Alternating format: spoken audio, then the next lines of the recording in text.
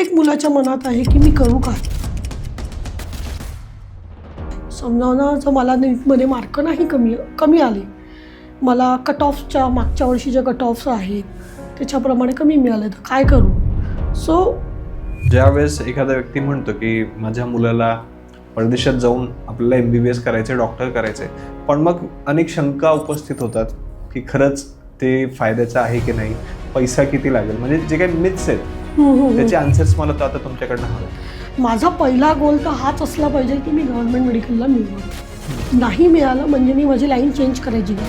बरीच मुलं मग त्या पैशाच्या अभावी किंवा प्रायव्हेट कॉलेजला देण्याची त्यांची कपॅसिटी नसल्यामुळे वेगवेगळे BMS किंवा BSc नर्सिंग जिथे त्यांचा कोर होता MBBS तिथे ते एकदम अशा प्रोफाईलला जातात तिथे त्यांना इंटरेस्ट नाही आहे, पण आता ठीक आहे आता आपण करतो तर डॉक्टरची डिग्री घेऊ. पालकांची पेईंग कपॅसिटी, कारण हा 6 वर्षाचा कोर्स आहे जिथे तन मन धन सगळं लागणार आहे आणि एंड ऑफ द 6 इयर्स आपला मुलगा डॉक्टर बनून आलं पाहिजे, सक्सेसफुली आलं पाहिजे, याच्याकडे आपला भर असतो. आपल्या सगळ्यांना योगेश पाटीलचा नमस्कार. आपल्या सगळ्यांचं स्वागत आहे 10 पट मोठी स्वप्न पाहणाऱ्या नव्या महाराष्ट्राच्या सगळ्यात इन्स्पिरेशनल पॉडकास्टमध्ये, ज्याचं नाव आहे श्रीमंत स्टुडिओ प्रस्तुत श्रीमंत व्हा विथ योगेश पाटील.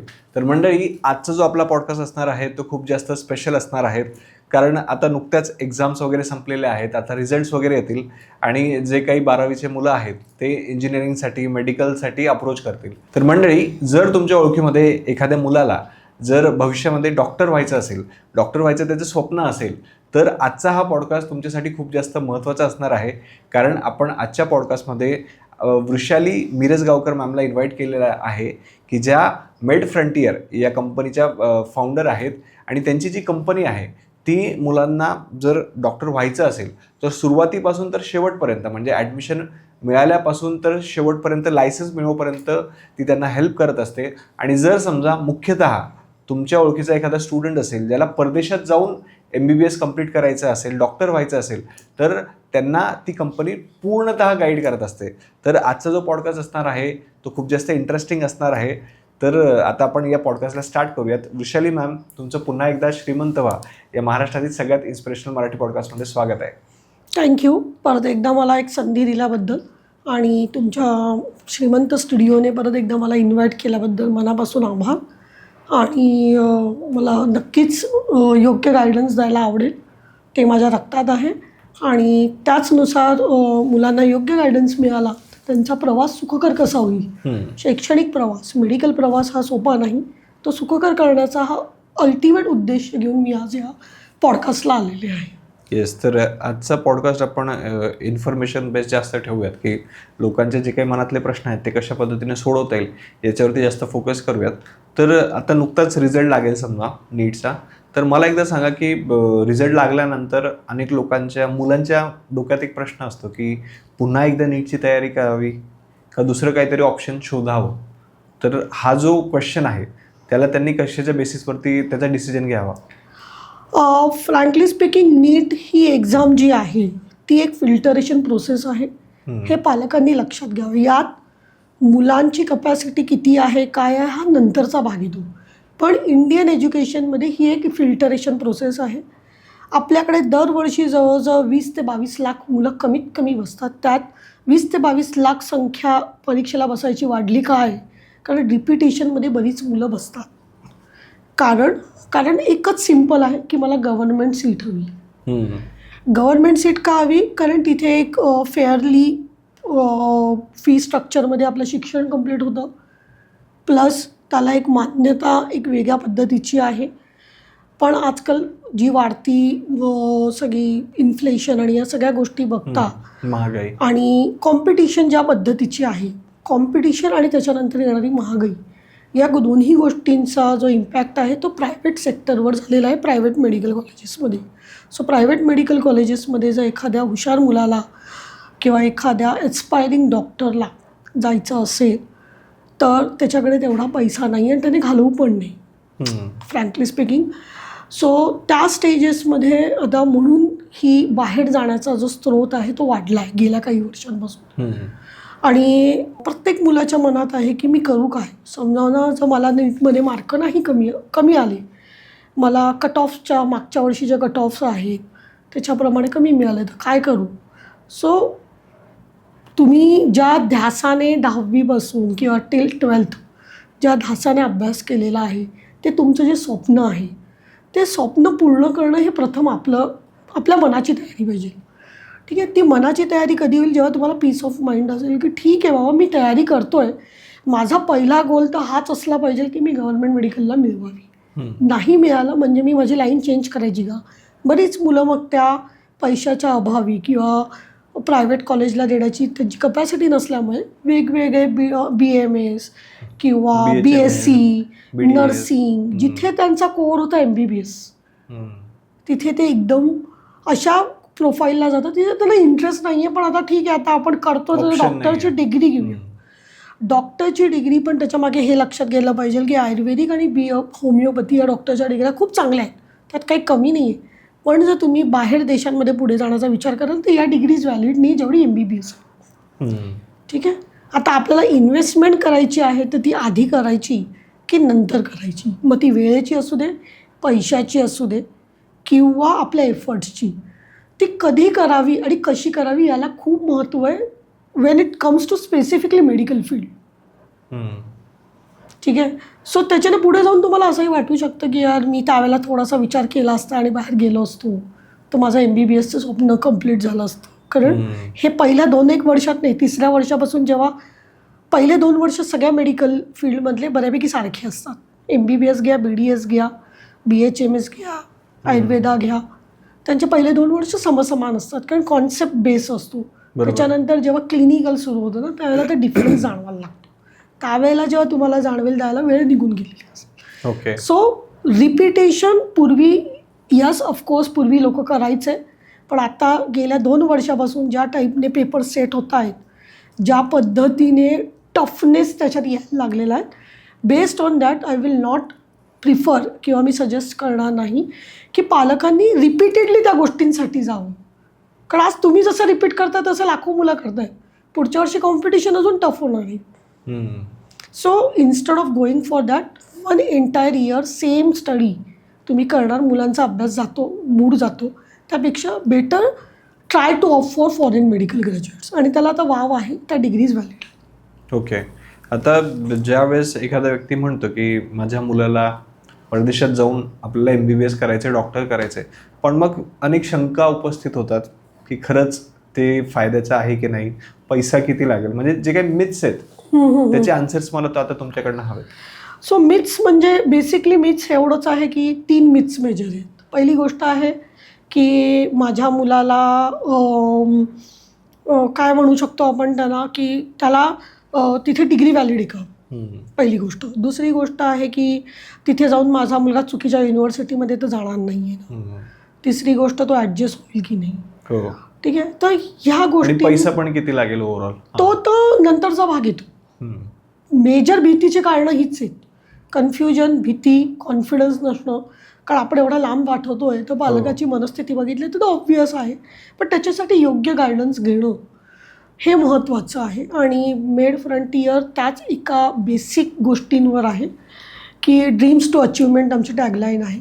त्याच्यामध्ये तुमचं जे ड्रीम आहे ते तुम्ही आमच्याकडे या आणि आम्ही तुम्हाला एंड टू एंड त्याच गोष्टी ह्याच सगळ्या मिथला तुम्हाला काटछाट करण्यासाठी कट डाऊन करण्यासाठी आम्ही तुम्हाला एक क्लिस्टर क्लिअर पिक्चर देतो तो तुम्हाला मार्केटमध्ये कोणीही देत नाही.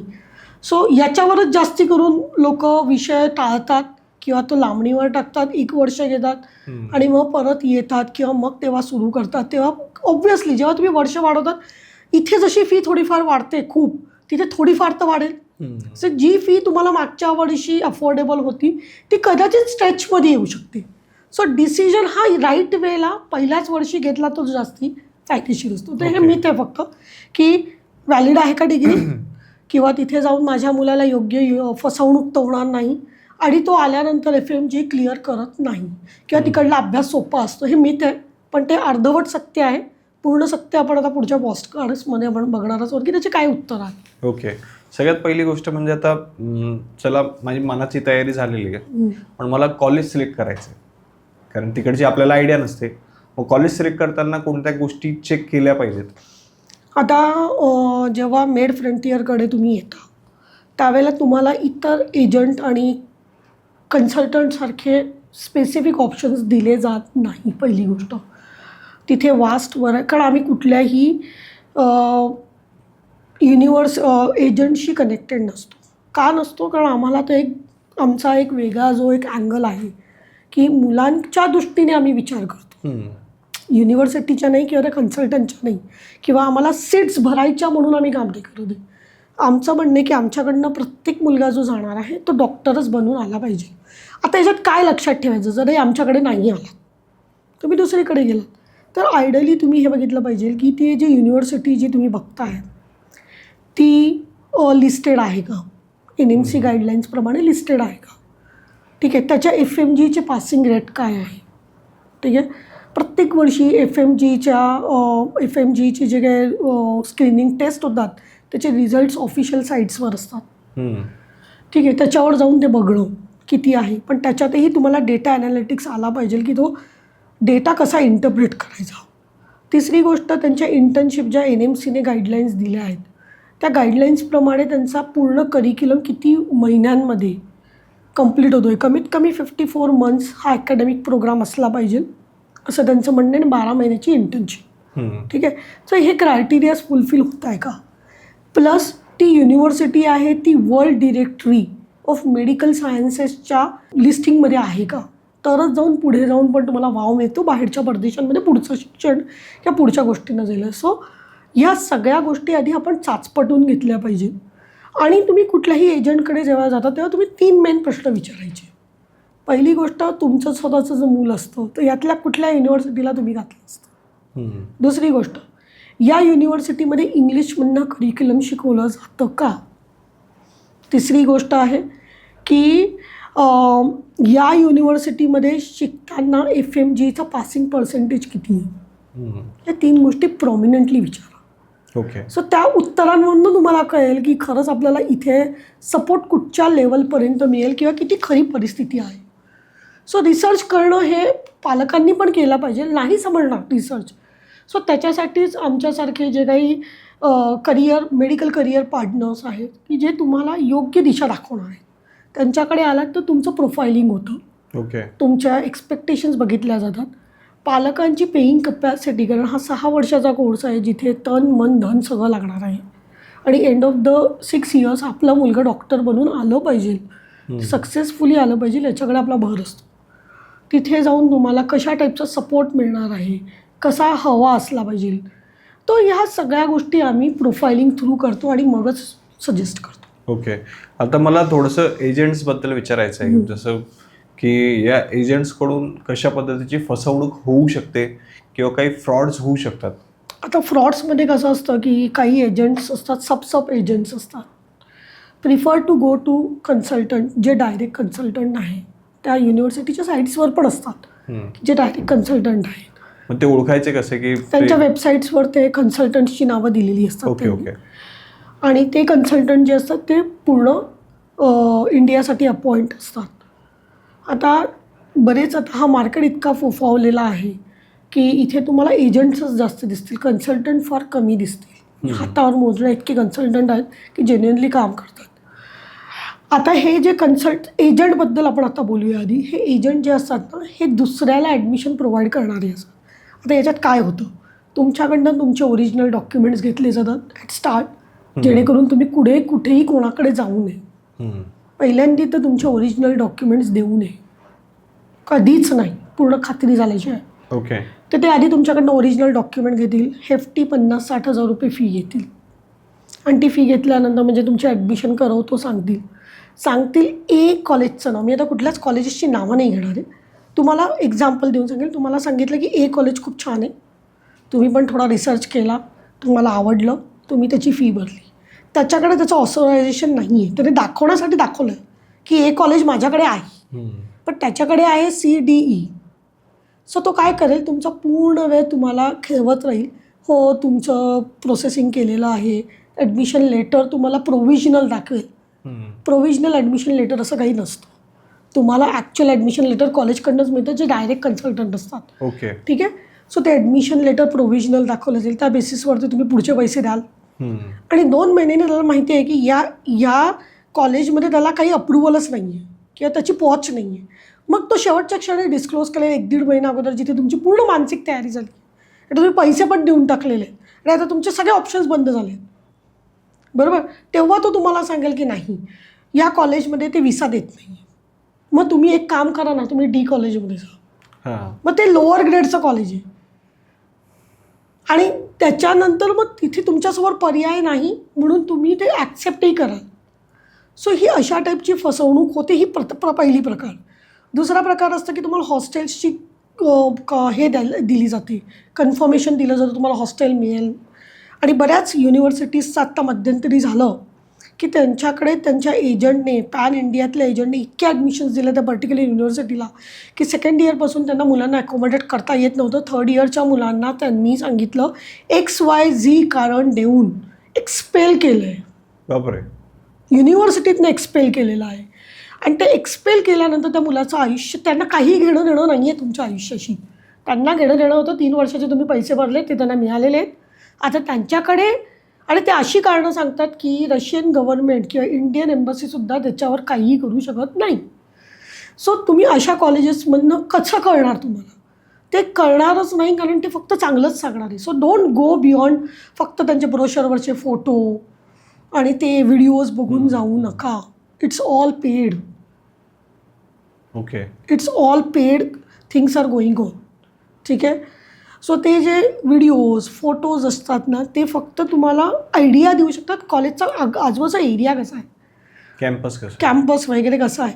पण ॲक्च्युअल तिथे गेल्यानंतर हे प्रॉब्लेम्स आहेत. तिथे खाण्यापिण्याचे तर वांदे आहेतच. ठीक आहे. म्हणजे ह्या सगळ्या गोष्टी ओघाने येतात. सो बेसिक प्रश्न हाच आहे की एजंट हे फुलप्रूफ तुमच्यासाठी कधीही स्टँड बाय नसतात. ते तुमच्यासाठी स्टँडिंग पोझिशनमध्ये नसतात. ते फक्त till the time you are fixing up your admission, you are going there, बस तुम्ही एकदा लँड झाला, तुमचं काय झालं याच्याशी त्यांचं घेणं देणं नसतं. Instead what we do as a Med Frontier, we don't run behind the universities, rather universities come to us. Because त्यांनासुद्धा असे लोक हवे असतात की जे जेन्युइनली काम करतात. आणि आम्ही कुठल्याही XYZ कन्सल्टंट बरोबर काम करत नाही. मी पर्सनली स्वतः युनिव्हर्सिटी कॅम्पस व्हिजिट्स करते. जर एखादा कन्सल्टंट आला, मी एजंटला एंटरटेन करत नाही. माझा मोटोच नाही आहे की मला 400 ॲडमिशन वर्षाला करायचे आहेत. नाही, माझा मोटो आहे की जे 50-100 मुलं जातील ते योग्य गायडन्सने जावं. कारण मला त्यांना एंड टू एंड सर्व्हिस द्यायची आहे आणि म्हणून मला क्वालिटी मेंटेन ठेवायची. तर एंड टू एंड सर्व्हिस पण महत्त्वाचा भाग आहे. सो मी प्रत्येक कॉलेजला व्हिजिट करते. जे कन्सल्टंट मला योग्य वाटतात, बॅकग्राऊंड चेक केल्यानंतर, इवन वी डू प्रोफायलिंग, आम्ही स्टुडंटचं करतो, प्रोफायलिंग कन्सल्टंटचं पण. We do multiple meetings with them. आणि आम्ही स्वतः जाते तिथे, प्रत्येक कॅम्पस बघते. कारण मला कुठलंही फेक चित्र द्यायचं नाही. त्याची कपॅसिटी बघितली जाते, तिकडच्या ऑथराईज लोकांशी बोललं जातं आणि त्याच्यानंतरच ती युनिव्हर्सिटी आम्ही आमच्या काउंटरवर घेतो की ठीक आहे. पण आम्ही ते प्रमोट नाही करत, कारण आम्ही प्रोफायलिंगवर, स्टुडंट प्रोफायलिंगवर भर आहे. आणि त्याच्यामध्ये जे काही 3-4 कॉलेजेस फिट बसत आहेत तेवढेच चांगले आम्ही त्याला सजेस्ट करतो. We don't run behind the admissions. कारण ज्या पद्धतीचं काउन्सिलिंग आम्ही देतो त्या पद्धतीचं काउन्सिलिंग कोणीही देत नाही. कारण आमच्याकडे मूल जेव्हा येतं, प्रोफायलिंग होतं, कॉलेज सिलेक्शन होतं, त्याच्यानंतर बऱ्याच प्रोसेसेस पुढच्या आपण एक्सप्लोअर करूयात. ओके. पण मग ज्यांच्यासोबत समजा फ्रॉड झालेले आहेत त्यांनी मग कुठे कंप्लेंट वगैरे करायची का, किंवा कशा पद्धतीतून काहीच उपयोग नसतं का? काहीच उपयोग नाही. कारण NMCचा पहिला गाईडलाईन आहे. आता पालकांनी हेही लक्षात ठेवायचं बिफोर सिलेक्टिंग और गोईंग फॉर एनी एजंट, की आपण आपल्या मुलाचं आयुष्य कुठल्या डेंजरस सिच्युएशनमध्ये टाकत नाही ना. कॉलेज चांगलं आहे, चला तुम्ही गेलात, पहिले 2 वर्ष 3 झालं आणि 3ऱ्या वर्षी एक्सपेल गेलं, व्हॉट विल हॅपन. तर त्या केसमध्ये काय होतं माहिती आहे का, युनिव्हर्सिटीचा NMCचा गाईडलाईन आहे की जर पूर्वी कसं होतं ना की you can shift to 2 different universities, ती डिग्री व्हॅलिड होती. 2 युनिव्हर्सिटीचे certificates in the span of 6 years चालत होती. Now the game has changed. NMCने स्ट्रिक्ट गाईडलाईन्स केल्या की पहिल्या वर्षी ज्या कॉलेजला ॲडमिशन घेतो आहे त्याच कॉलेज आणि युनिव्हर्सिटीमधनं तुम्ही लास्ट कंप्लीट करायचं. तुमची डिग्री त्याच कॉलेजमधली असली पाहिजे, युनिव्हर्सिटीची असली पाहिजे. आणि याच्यामुळे जर तुमचं एक्सपेलेशन झालं तर तुम्हाला दुसऱ्या युनिव्हर्सिटीत मिळेल, बट तुम्ही तेही सांगतो मी. मग त्याच्यासाठी तुम्हाला भारतात येऊन FMGसाठी तुम्ही क्वालिफाय होत नाही.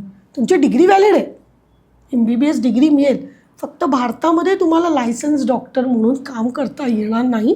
You can go to any other countries, त्याच्यासाठी पण आम्ही मदत करतो. ओके. सो असे आहेत, होतं. सो आता काय करणार, आता वाईट परिस्थितीत 6 वर्ष काढण्यापेक्षा कुठेतरी तडजोड करायची, तो माणूस करायला पण लागते कधी कधी. काही मुलांच्या आईवडिलांनी पैसे घातलेले असतात, त्या एका विचारांनी गेलेले असतात, ती मुलं कम्प्लीट कोलॅप्स होतात. सो तसं आपण प्रयत्नपूर्वक ती सिच्युएशन मुलांमध्ये येऊ नये म्हणून आम्ही खूप प्रीवर्क केलेलं असतं. ओके.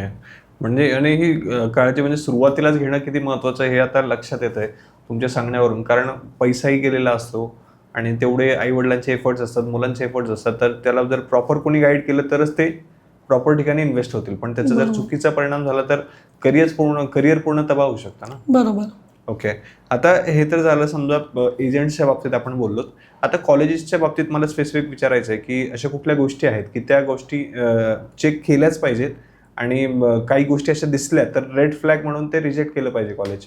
रेड फ्लॅग म्हणजे आता असे आहेत की बरेच पालक जे असतात ना, त्यांना एजंट किंवा कन्सल्टंट म्हणतात, तर या XYZ कॉलेजमध्ये ना तुम्हाला खूप लो कॉस्टमध्ये तुमचं शिक्षण होतं आहे.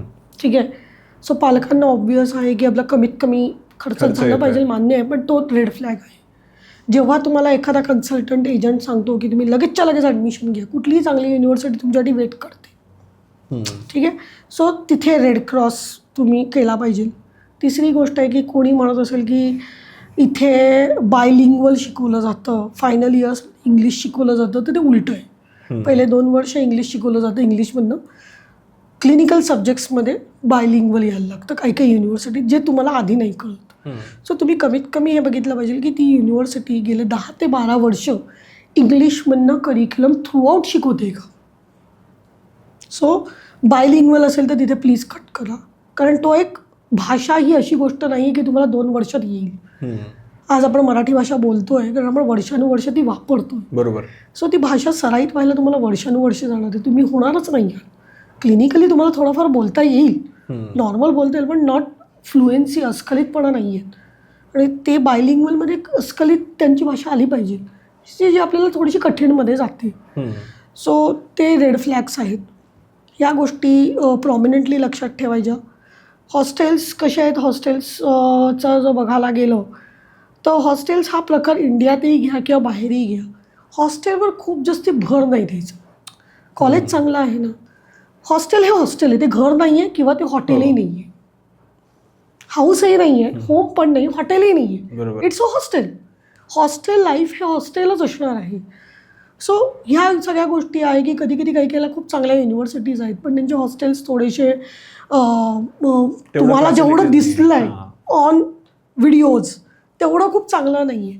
पण ॲट द सेम टाईम आपण दुसरी बाजू काय बघायला पाहिजे की याची सगळ्या मान्यता आहेत, यातनं जास्तीत जास्त मुलं FMG क्लिअर होत आहेत, शिक्षण इंग्लिशमधनं आहे.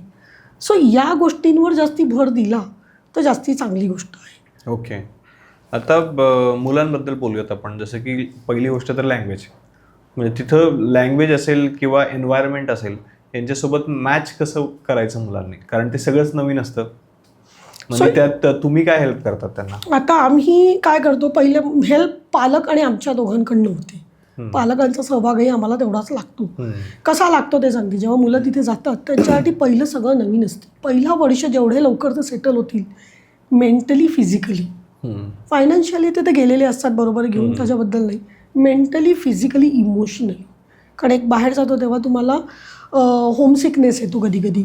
हो. सो त्याच्यासाठी तुम्हाला काउन्सिलिंग सेशन्स आम्ही देतो. ठीक आहे. पालकांना पहिल्यांदा आम्ही काउन्सिलिंग करतो. यात पालकांना करणं फार गरजेचं आहे, कारण मुलगा तिथे लँड होत नाही तोवर पालकांची इथे जसं काही, कारण पालकांनी पण अनुभव घेतलेले असतात की ऐकलेले असतात, IQ अनुभव असतात की तिथे जाऊन फसवलं गेलेलं आहे, मुलाला ॲडमिशनच झालेली नाही आहे, हे झालं नाही ते झालं. आम्ही पालकांना सांगतो काम कूल. पहिले 7 दिवस तुम्ही जेवढे पॅनिक व्हाल तेवढं ते मूल सेटल नाही होणार. सो ऐका, त्यांना फक्त ऐकून घ्या. आम्ही पण त्यांना ऐकतोच आहे. सो ऐकता आमची खासियत अशी आहे की we stay with them in the hostel for 7 days. Okay. म्हणजे पालकांना जर त्यांच्याशी कनेक्ट करता नाही आलं तर ते आमच्याशी करतात. सो हे कन्सल्टंट आणि एजंट्स करत नाहीत. कारण एकदा का तिथे गेलं की तुम्हाला त्यांची ॲक्सेसिबिलिटी जाते.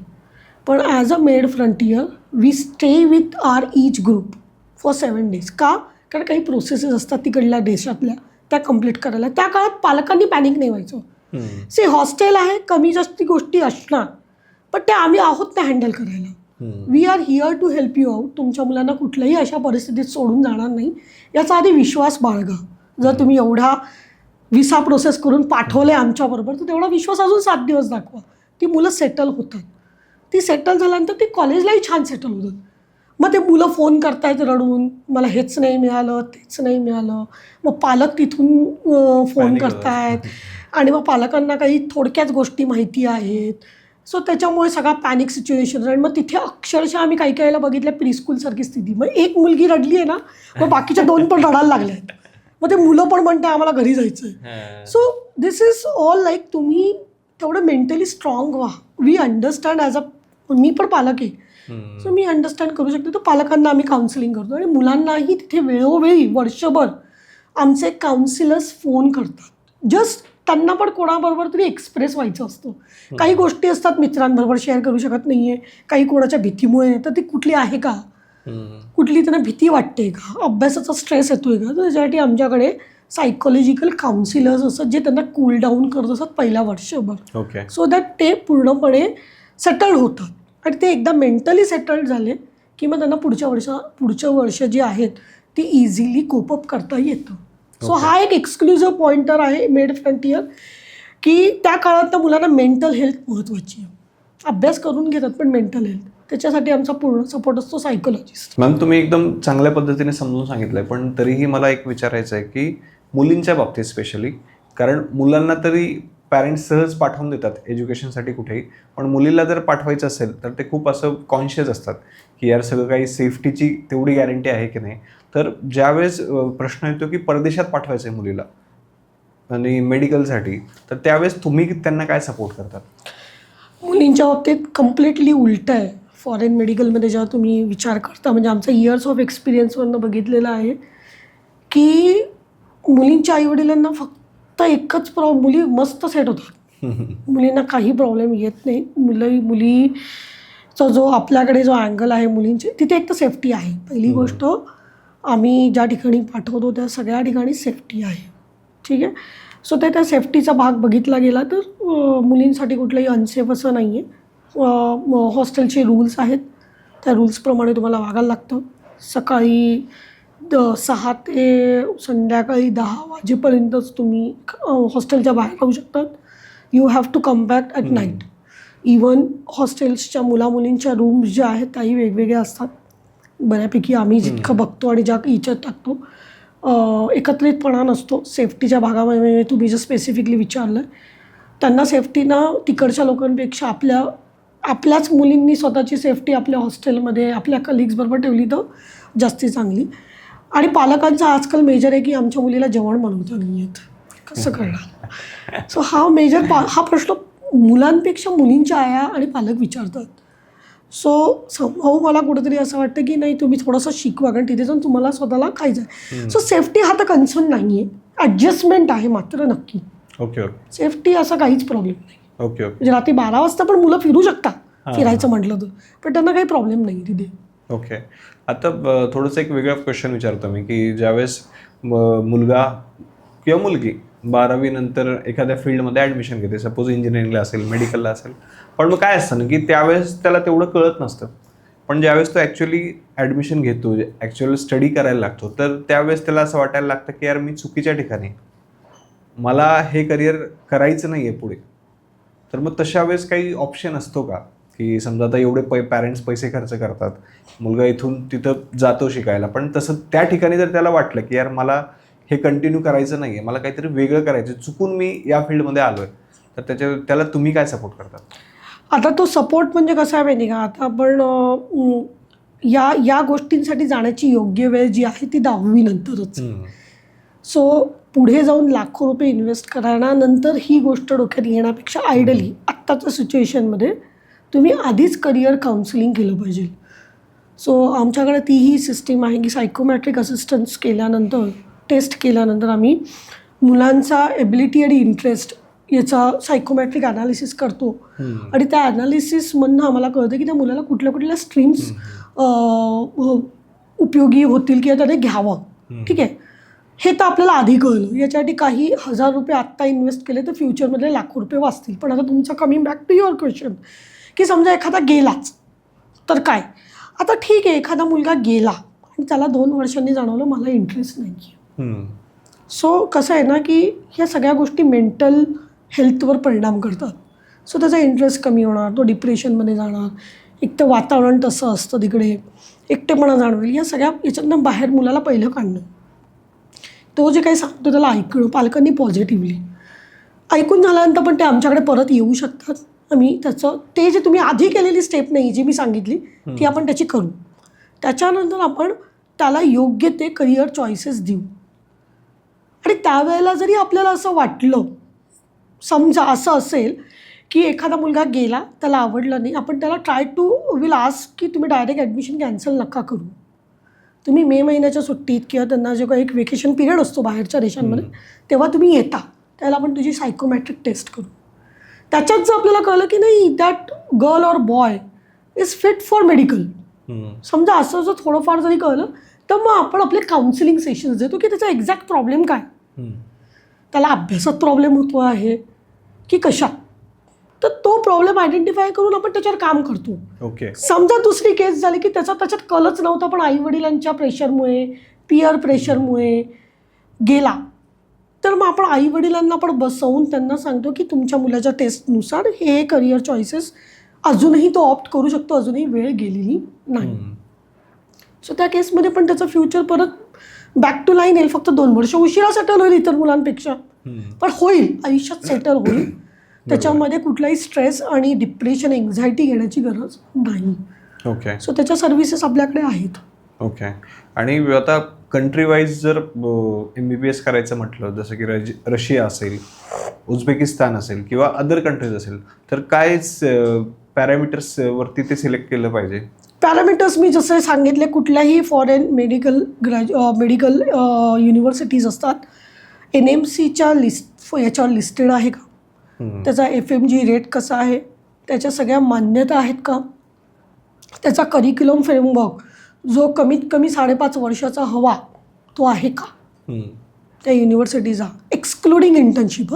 ओके. तो आहे का, प्लस त्याच्या इंटर्नशिपचे क्रायटेरियाज काय आहे, इंग्लिशमधनं करिक्युलम दिला जातो आहे का, बस एवढ्याच गोष्टी बघायच्या. ओके. म्हणजे कंट्रीपेक्षा या गोष्टी जास्त महत्त्वाच्या आहेत. Yes. Okay.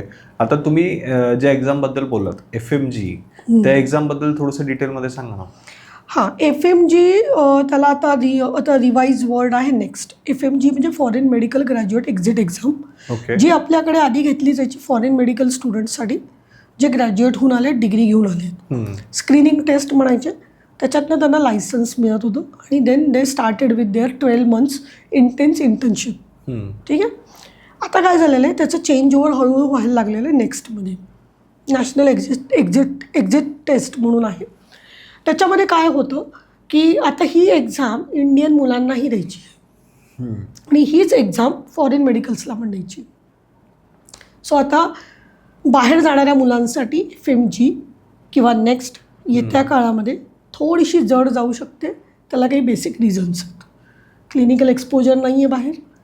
Obviously 125 crore 140 crore देशात MBBS करणं आणि 25 आणि 30 करोडच्या देशांमध्ये जाऊन MBBS करणं आणि त्यातलं वेदर कंडिशन बघितलं तर इतकं प्युरेस्ट फॉर्म ऑफ एअर, सगळ्या गोष्टी असं तिथे आजारपण पण कमी, वॉटरबॉर्न डिझिजेस नाही आहेत, एअरबॉर्न डिझिजेस नाही आहेत, बरोबर. सो आपल्याकडे जे काही ट्रॉपिकल डिझिजेस आहेत ते तिथे नाही आहेत. सो ऑब्व्हियसली ती clinical exposure wise variety of patients तिथे नाही आहेत जे आपल्याकडे इथे आहे. तर ती येणारी नेक्स्ट एक्झाम जी आहे ती थोडीशी जड जाऊ शकते जर येत्या काही काळातल्या गेलेल्या मुलांनी FMGची तयारी पहिल्या 1-2 वर्षातच सुरू केली नाही तर ओके. तर ती एक्झाम आता आहे लायसन्सिंगसाठी, जी इंडियन मुलं देणार आहे आणि फॉरेन मुलं पण देणार आहे. आणि त्या एक्झामसाठी तुम्ही त्यांना काही हेल्प करतात का? ऑफकोर्स आमच्याकडे रोडमॅप प्रत्येक मुलासाठी रेडी असतो. पहिले 2 वर्ष बेसिक्स असतात, त्याच्यावर फोकस केला जातो. 3-4 वर्ष, 3रं-4थं वर्ष जे असतं क्लिनिकल एक्सपोजरवर असतं. 5th-6th इयर आम्ही FMGची तयारी करतो लार्जेस्ट टेस्ट घेऊन. सो एखादा जर मुलगा म्हणत असेल की मी FMG 6व्या वर्षानंतर तयारी करतो, तर तो मग तिथे फक्त डिग्रीज घेऊन येईल. इथे तो खेट्याच घालणार. बरोबर. मराठी स्पष्ट भाषेमध्ये तो वाऱ्याच घालत राहणार परीक्षेच्या तिथे जाऊन. पण जो मुलगा पहिल्या वर्षापासून, आमच्याकडनं जी मुलं जातात त्यांना आम्ही पहिल्या वर्षापासून पूर्ण रोडमॅप दिलेला असतो इथून जातानाच. तशा पद्धतीने त्यांचे बेसिक्स फंडे क्लिअर केले जातात. वीकली टेस्ट असतात, असाइनमेंट असतात जे त्यांना फेवरेबल असतात. तिकडची परीक्षा पण पास करायला त्या युनिव्हर्सिटीची, आणि आपल्या इकडल्या पण परीक्षेसाठी तयारी. ओके. सो ते आपण सगळं पहिले 2 वर्ष करतो. मग 3ऱ्या-4थ्या वर्षाचा वेगळा प्लॅन असतो, 5व्या-6व्या वर्षाचा वेगळा असतो. ओके. सो आपण पूर्ण 6 वर्षापर्यंतचा प्रोग्राम डिसाईड करूनच मुलांना एंड टू एंड जातो. म्हणजे आपल्याकडे ॲडमिशन काउन्सिलिंगपासून, प्री ॲडमिशन काउन्सिलिंगपासून ते पोस्ट FMG, काही मुलं FMG झाल्यानंतर इंटर्नशिप करतात आणि त्यांना पुढच्या परीक्षा देणं शक्य नसतं फायनान्सेसमुळे.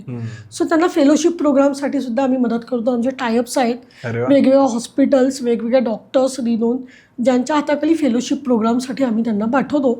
Which is as good as तुम्ही एखाद्या फील्डमध्ये एक्सपर्टीज मिळवण्यासारखं आहे. सो आपल्याकडे एंड टू एंड सोल्युशन्सवर आपण जास्ती भर देतो, जे एखाद्या स्टुडंटच्या लाईफमध्ये, मेडिकल स्टुडंटच्या लाईफमध्ये गरजेचं आहे. प्रत्येक माइलस्टोनला ते आपण पूर्ण करतो. ओके.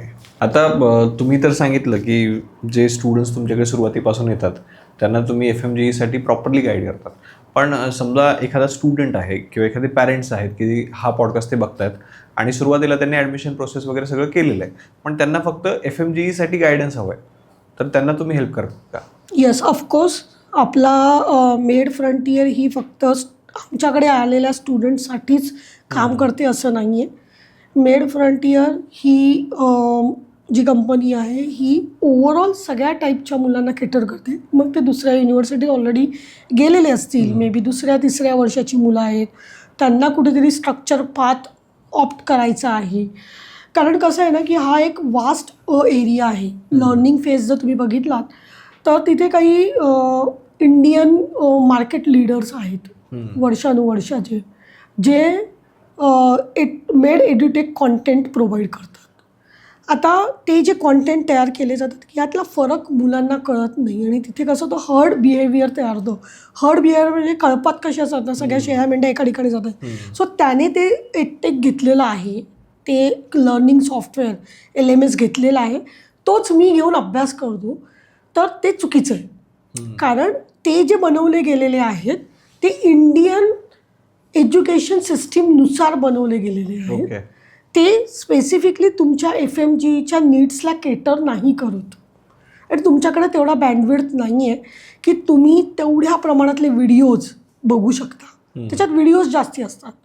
ठीक आहे, ते इकडच्या मुलांना हेल्पफुल होतं कारण त्यांनी ते बघितलेलं आहे प्रॅक्टिकली. जे तुम्ही नाही बघितलं ते तुम्ही आसपासात करता. वेअरच तुम्ही असे मार्केट लीडर किंवा आम्ही असे आमचे कॉन्टेंट आहे जे एक्सक्लुझिव्हली फक्त फॉरेन मेडिकल ग्रॅज्युएट्सला त्यांचे माइलस्टोन अचीव करण्यासाठी लागणारा कॉन्टेंट आपण देतो. सो ऑफकोर्स ज्या लोकांना असं वाटतं आहे की ज्यांनी 2nd इयर 3rd इयर वेगळ्या युनिव्हर्सिटीज आहेत, ठीक आहे, आता ते आमच्याकडे आम्हाला कनेक्ट करू शकतात. आम्ही परत त्यांचं पण प्रोफायलिंग त्या पद्धतीने बघू, कुठल्या युनिव्हर्सिटी आहे, काय आहे, कसा त्याचा लर्निंग ग्राफ होता, त्याला कसे मार्क मिळालेले आहेत, या सगळ्यानुसार त्याचा पण इंडिव्हिज्युअलाइज कस्टमाइज स्टडी फ्लो तयार करू, आणि तो त्याने फॉलो करायचा. आणि we are very much assured की ती मुलं पूर्णपणे फर्स्ट अटेम्प्टमध्ये FMG पास करतात. ओके. आता थोडंसं रिअल लाईफ एक्झाम्पलबद्दल बोलूयात की अशा काही केस स्टडीज मला तुमच्याकडनं ऐकायला मिळतील, दोघंही, एक चांगली आणि एक वाईट. की समजा ज्या लोकांना काहीतरी फसवणूक झाली, आणि दुसरी गोष्ट की एखाद्याचं चांगलं करिअर सेट झालं तुमच्यामुळं. येस. सो फसवणुकीचं म्हणाल तर फसवणूक नाही होत, डिसअपॉइंटमेंट जास्ती होतं. फसवणूक हा वेगळाच भाग असतो. आपल्याकडनं डिसअपॉइंटमेंट होऊ शकते. आम्ही जेव्हा जाऊन फॉलोअप घेतो किंवा आम्ही जेव्हा त्या युनिव्हर्सिटीला व्हिजिट देतो त्याला आम्ही जे बघतो त्याच्या बेसिसवरती आम्ही पुढे सांगतो. May be the year of working आणि याच्यामुळे त्यांचे जे काय जनरली पालकांचं कसं असतं ना की फॉरेनमध्ये जातो आहे म्हणजे एक वेगळी विचारधारणा मनात तयार होते की माझ्या मुलाला अशाच टाईपचं हॉस्टेल मिळेल, असं लाईफस्टाईल मिळेल, जे ॲक्च्युअलमध्ये नसते. ते त्यांचे विचारसरणी असते. त्यामुळे त्यांचा कुठेतरी काय असतो ना तो एक माइंडसेट कुठेतरी हलतो. पण आम्ही ते पण सिच्युएशन्स फेस केलेले आहेत. पालकांना तिथे कूलडाऊन केलेलं आहे. And now those students are fully settled आणि खूप छान पद्धतीने तिथे शिक्षण घेत आहे. आम्ही त्यांना हेच एन्फोर्स करतो की आय नो तुमच्या डोक्यात ती एक XYZ कल्पना होती, बट असं आहे, हे फॅक्ट्स आहेत, you have to accept it. तुम्ही ही एक जर गोष्ट सोडली तर बाकी युनिव्हर्सिटीजमध्ये जी टाईप ऑफ फसवणूक चालते ती इथे होणार नाही आहे आणि इथे होणं शक्य नाही आहे. हे आम्ही क्रॉस व्हेरीफाय केलेलं आहे. ठीक आहे. आणि प्लस त्यांच्या शिक्षणाच्या बाबतीतही आपण सगळं काउन्सिलिंग घेतो आहे. त्यामुळे तुम्ही रेस्ट अश्युअर राहा. ही झाली त्यांच्या एक्सपेक्टेशन्स मीट न झाल्यामुळे अनहॅपी पॅरेंट्स आम्ही बघितलेले आहेत. खोटं बोलायची गरज नाही. अनहॅपी पॅरेंट्स आहेत, but still they are now comfortable. They know की हा हे होऊ शकतो. ओके. ठीक आहे. आता अशा काही वर्स्ट केसेस आहेत की जिथे अशी सिच्युएशन आलेली आहे की जिथे मुलांनी स्वतःच काहीतरी उद्योग केलेले आहेत, त्याच्यामुळे त्यांना परत यायला लागलेलं आहे. सो त्या केसमध्ये पण आम्ही काही ठिकाणी असं केलेलं आहे. सक्सेस स्टोरीज अशा पण आहे की त्यांना दुसऱ्या युनिव्हर्सिटीमध्ये ॲडमिशन घेतली आहे. ठीक आहे. कारण ते त्या कॉलेजमधनं काढलं गेलेलं आहे. सो आपण त्यांना दुसऱ्या युनिव्हर्सिटीमध्ये ॲडमिशन दिलेली आहे. क्लिअर कट सांगून पालकांना त्या बाबतीत कल्पना दिली गेलेली आहे की बघा असं असं झालं, तुम्हाला इन्क्लूड केलं गेलेलं आहे, हा सीन झालेला आहे आणि त्याच्यामुळे तुमच्या मुलाला एक्सपेल केलं गेलेलं आहे. आणि तो सीन म्हणजे त्या मुलाच्या बिहेवियरमुळे असेल. असे झालेले आहेत प्रयोग. Okay okay. की मुलांचा अँगर बस्ट आउट झालेला आहे, दुसऱ्या कुठल्या तरी मुलाला मारलं आहे आणि ते युनिव्हर्सिटी खपवून घेते. एक तर तिथे तुम्हाला रॅगिंग बिगिंग चालत नाही. सो अशा केसेस आलेल्या आहेत. अगदीच असं नाही की नाही, पण त्या केसमध्ये मग त्या मुलाचं वर्ष वाया जाऊ नये म्हणून आपण दुसऱ्या युनिव्हर्सिटीमध्ये ॲडमिशन घेतलेली आहे. ओके. मग त्या मुलाला FMG इंडियात लायसन्स एक्झामचा मार्ग बंद झाला. सो आपण त्याला अशा पद्धतीने काउन्सिल केलेलं आहे की बाबा तू दुसऱ्या देशांच्या परीक्षा दे. मग तो तिथे गेलेला आहे. तिथे त्याने नॅशनल हेल्थ सेंटर्समध्ये काम करून तो ॲज अ कार्यरत डॉक्टर म्हणून काम करतो आहे. सो त्याचं जर्नी आपण थांबणार नाही याच्याकडे जास्ती प्रयत्न करतो. पण एखाद केस अशी आलेली आहे की नथिंग डुईंग, त्यांना परत त्यालाच वाटलं मला परत यायचं. सो त्या केसमध्ये आपण त्यांना थांबवू नाही शकत. ओके. सो आपल्याकडनं आपण प्रयत्न करतो की त्याचं करिअर थांबू नये. हा जास्त आणि आहेत सक्सेस स्टोरीज अशा. एक शेवटचा क्वेश्चन विचारतो जो प्रत्येक पॅरेंटच्या मनात असतो की फायनान्सेसबद्दल, की खर्च किती येऊ शकतो आणि ओव्हरऑल ज्या गोष्टी असतात पैशांशी रिलेटेड त्यांची उत्तरं आता मला हवेत. तर बघा कसं आहे की कुठल्याही एक कॉलेज सिलेक्शनमध्ये जसं मी म्हटलं की काही क्रायटेरियाज तुम्ही चेकलिस्ट करायच्या NMCच्या, त्या मी तुम्हाला सांगितलं. त्याच्या वरतून अजून 1-2 पॉईंटर्स आहे की जे क्लिनिकल एक्सपोजर हवे त्याच्यासाठी तुम्ही स्मॉल स्टेट्समध्ये न जाता तुम्ही मिडियम साईज स्टेट्समध्ये जा त्या देशातल्या, किंवा लार्ज स्टेटमध्ये जा. म्हणजे ॲटलिस्ट पॉप्युलेशन साईज मोठं, एक्सपोजर मोठं, हॉस्पिटल्स जास्ती प्रमाणामध्ये तिथे अटॅच्ड असतात. सो त्यांना clinical exposure as compare to जास्ती मिळेल. दुसरी गोष्ट, जेव्हा तुम्ही मिडल साईज स्टेट्समध्ये जातात किंवा लार्ज स्टेटमध्ये जातात त्यावेळेला तुम्हाला फी स्ट्रक्चर हे 30 लाख ते 50 लाख या रेंजमध्ये येतं 6 वर्षात. ओके. Including everything. म्हणजे तुमचं विसा प्रोसेसिंगपासून ॲडमिशन लेटर, विसा प्रोसेसिंग, तिकडच्या प्रोसेसेस कंप्लीट करणं, 6 वर्षाची फी, हॉस्टेल फी, खाणं पिणं धरून. सो 30 ते 50 लाखाच्या घरामध्ये तुम्ही काय टाईपच्या स्टेटला जाताय, कुठली युनिव्हर्सिटी चूज करताय त्याच्यावर डिपेंड हा ब्रॅकेट असतो. 6 वर्षामध्ये तुम्हाला एवढं लागतंच. ओके. आणि त्यासाठी मग एखादं इन्स्टिट्यूशन लोन वगैरे प्रोव्हाइड करते का? जनरली रशियामध्ये लोन फॅसिलिटीज नाही आहे, पण आम्ही प्रयत्न करून डॉक्युमेंट्स घेऊन काही बँकांना म्हणजे केस टू केस बेसिसवरती ट्राय करतात तुम्ही? आम्ही प्रयत्न करतो की त्यांना जे जे डॉक्युमेंट्स लागतात ते आपण प्रोव्हाइड करून देतो. ओके. आता हे सगळं आपण डिस्कस केलं, हे इंडिव्हिज्युअल लेवलवरती डिस्कस केलेलं आहे. पण जर समजा एखादा इन्स्टिट्यूट असेल, कॉलेज असेल, की त्यांना त्यांच्या स्टुडंटसाठी तुमची जर काही हेल्प हवी असेल, तर त्यांना तुम्ही काय सर्व्हिसेस प्रोव्हाइड करू शकता? आता मला याची कम्प्लिटली जाणीव आहे की बरीच मुलं आहेत की जे मोठमोठ्या क्लासेसला नाही जात या एक्झाम्स, पण ते आहेत, त्यांच्यामध्ये कॅलिबर आहे आणि त्यांना जायचं आहे, जेन्युअनली व्हायचं आहे. अशा कॉलेजेसला किंवा अशा लोकांना मी असं सांगेन की कॉलेजेसचे जे ओनर्स आहेत, प्रिन्सिपल्स आहेत, डीन्स असतात, 11वी 12वी सायन्सच्या कॉलेजेस आहेत, त्यांना मी सांगेन की NEP गाईडलाईन्सनुसार एक गोष्ट त्यांनी आत्ता मध्यंतरी GR काढलेला आहे की सगळ्या नॅशनल एज्युकेशन पॉलिसी जी आपली आता फ्रेम केली गेलेली आहे त्याच्यामध्ये त्यांनी एक प्रॉमिनंटली गोष्ट सांगितली आहे की प्रत्येक स्कूल कॉलेजेसमध्ये करिअर काउन्सिलिंग झालं पाहिजे, करिअर प्रोफायलिंग झालं पाहिजे. ते का झालं पाहिजे ते याच्यासाठीच आहे की मुलांना योग्य मार्ग कॉलेजमध्ये असतानाच त्यांना मिळावा. सो तुमच्याकडे जे सायन्सची मुले, नॉट ओन्ली मेडिकलसाठी, जी काही तुमच्या कॉलेजेसमध्ये 11वी 12वी आहे तिथे तुम्ही जर हे करिअर काउन्सिलिंगचे सेशन्स कंडक्ट केले आणि त्या मुलांची सायकोमॅट्रिक टेस्टसाठी त्यांना तयार केलं, तर मे बी त्यातली जी काही चांगली मुलं आहेत, चांगला क्राऊड जो आहे, जो उत्सुक होणारा डॉक्टर क्राऊड आहे, त्यांच्यासाठी आपण एक वर्कशॉप अरेंज करू शकतो. आणि ह्या ज्या गोष्टी आज आपण इंडिव्हिज्युअल लेवलवरती प्रमोट करतो आहे ते तिथे आपण मास स्केलवर सांगू शकतो आणि त्या मुलांना तेवढीच माहिती मिळेल आणि योग्य निर्णय घेण्यासाठी मदत होईल. आणि त्यांना जो एक विश्वास आहे किंवा त्यांना जे वाटतं आहे त्यांच्या पालकांपर्यंत ही गोष्ट येईल की नाही, आम्ही पण आमच्या मुलाला चांगल्या करिअरला घालू शकतो आणि त्याचा ओपन ऑप्शन्स काय आहेत, कसे आहेत, याची इत्थंभूत माहिती आपण या वर्कशॉप्स थ्रू त्यांना देऊ शकतो. सो मी सगळ्या कॉलेजेसला महाराष्ट्रातल्या अपील करीन किंवा सांगेन, जे लोक हे पॉडकास्ट बघत आहेत, मे बी काही लोक असतील की जे कॉलेजचे ऑथराईज मॅनेजमेंटमध्ये आहे, ट्रस्टीज आहेत, प्रिन्सिपल्स आहेत, प्लीज आमच्याशी कनेक्ट व्हा आणि आपण हा जो एक करिअर काउन्सिलिंग जो आहे ज्याच्यातनं पुढे जाऊन जी मुलांचं करिअर आहे ते आपण एका चांगल्या ट्रॅकवर आणण्यासाठी मदत करू शकतो आणि त्यातले जे भावी डॉक्टर आहेत ते आपल्याला हेरता येतील आणि त्यांच्यापर्यंत योग्य माहिती पोहोचवता येईल. बरोबर. सो मला असं वाटतं हा प्रोग्राम सगळ्या कॉलेजेसने लवकरात लवकर राबवावा, त्याच्यासाठी आम्हाला कनेक्ट करा आणि जास्तीत जास्त मुलांचा फायदा होईल. येस. ओके. तर वृषालीजी, पुन्हा एकदा थँक्यू सो मच की जे काही मेडिकलचे स्टुडंट्स आहेत त्यांच्यासाठी आपण खूप वंडरफुल आणि काय म्हणतो की इन्फॉर्मेशनल पॉडकास्ट केलेला आहे, तर त्यासाठी खरंच खूप थँक्यू सो मच. आणि मला शेवटचं पुन्हा एकदा तुमच्याकडनं ऐकायचं आहे की तुमचं जे काही कंपनी आहे मेडिकल फ्रंटियर, तर ती काय काय सर्व्हिसेस प्रोव्हाइड करते, म्हणजे लोकांच्या शेवटी एकदा ते लक्षात राहील. बरं, मेड फ्रंटियर ही एंड टू एंड मेडिकल स्टुडंट्सच्या लाईफच्या जर्नीचे जे माइलस्टोन आहेत, प्रत्येक माइलस्टोनमध्ये we are with you.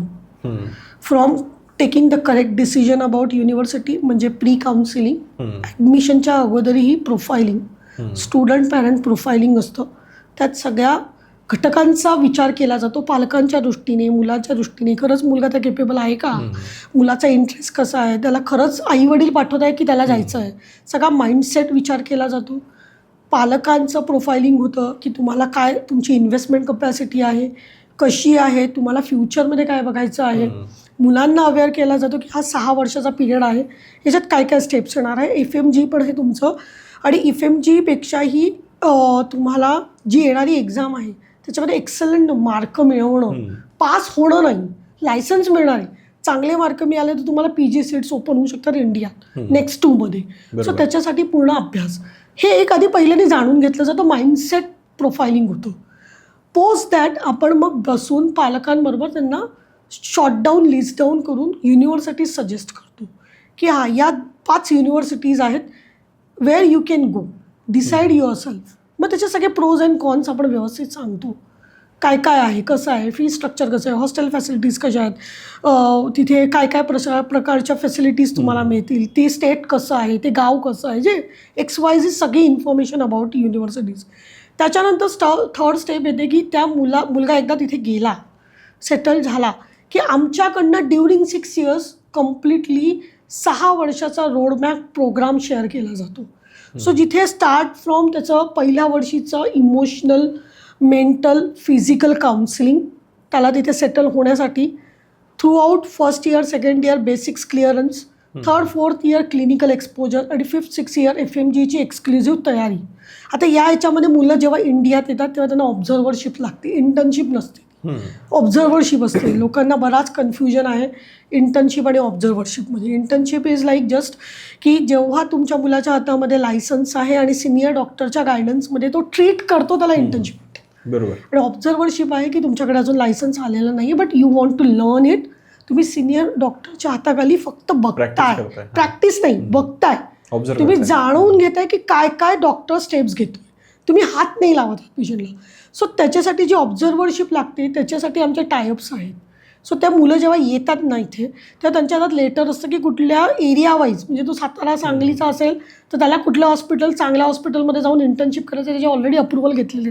Okay. So त्याला जे काय, आणि त्याचं टाइम टेबल फिक्स आहे की 15 दिवस तो कुठल्या डिपार्टमेंटमध्ये कुठला अभ्यास करेल, कुठलं ऑब्झर्वरशिप ऑलरेडी शेड्यूल केलेलं असतं. हा पूर्ण शेड्यूल केलेलं असतं.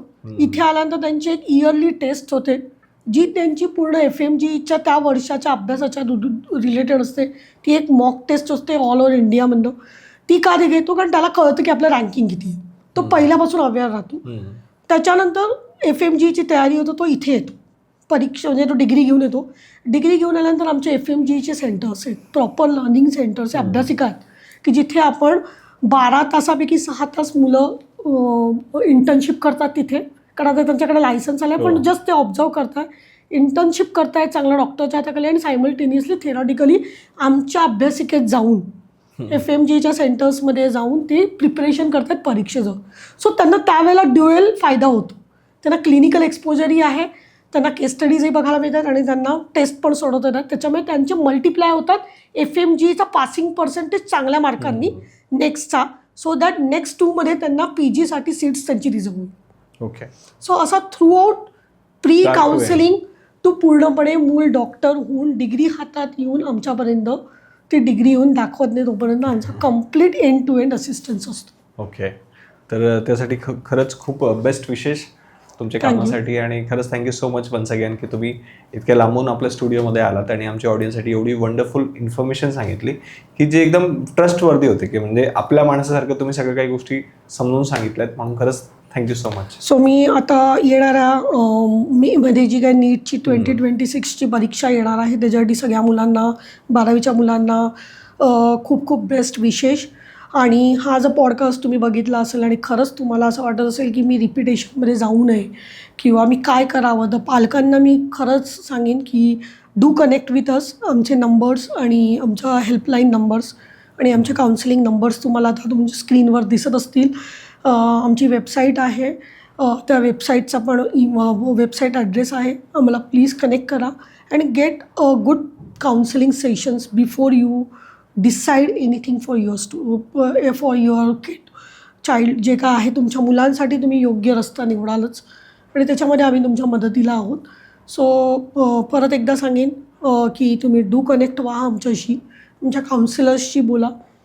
आणि एनी टाईम जर तुम्हाला वाटत असेल की एक्सक्लुझिव्ह गायडन्स फ्रॉम मी हवा असेल तर तुम्ही ते पण आमच्या काउन्सिलर्सला सांगू शकता की आम्हाला मॅडमशी बोलायचं आहे. ते तुमची टाईम, वेळ, ऑनलाईन ऑफलाईन मोडमध्ये पुण्यामध्ये आमचं ऑफिस आहे, तिथे तुम्ही कनेक्ट करू शकतात आणि आम्हाला भेटू शकता. ओके. येस. तर मंडळी, जर तुम्ही अजूनही हा पॉडकास्ट पाहत असाल तर ऑब्व्हियसली हा व्हिडिओ आवडलेला आहे, म्हणून आत्ताच या व्हिडिओला लाईक करा. आणि जे काही तुमचे जवळचे व्यक्ती असतील, काही स्टुडंट्स असतील की ज्यांना मेडिकलमध्ये करिअर करायचं आहे, त्यांचा समजा गव्हर्नमेंट कॉलेजेसला नंबर लागलेला नाही आहे आणि आता त्यांना परदेशामध्ये MBBSची डिग्री करायची आहे, तर असे जे काही स्टुडंट्स असतील त्या प्रत्येकापर्यंत हा व्हिडिओ नक्की पोहोचवा. ॲटलिस्ट आपला म्हणजे तुमच्या एका व्हिडिओ शेअर केल्यामुळे कदाचित त्या स्टुडंटचं अख्खी लाईफ सेट होऊ शकते, त्याला प्रॉपर गायडन्स मिळू शकतं. म्हणून हा व्हिडिओ शेअर करायला विसरू नका. आणि सगळ्यात शेवटी आपल्या श्रीमंत स्टुडिओ या यूट्यूब चॅनलला आता सबस्क्राईब करून ठेवा. आपण लवकरच भेटूया पुढच्या एपिसोडमध्ये. थँक्यू.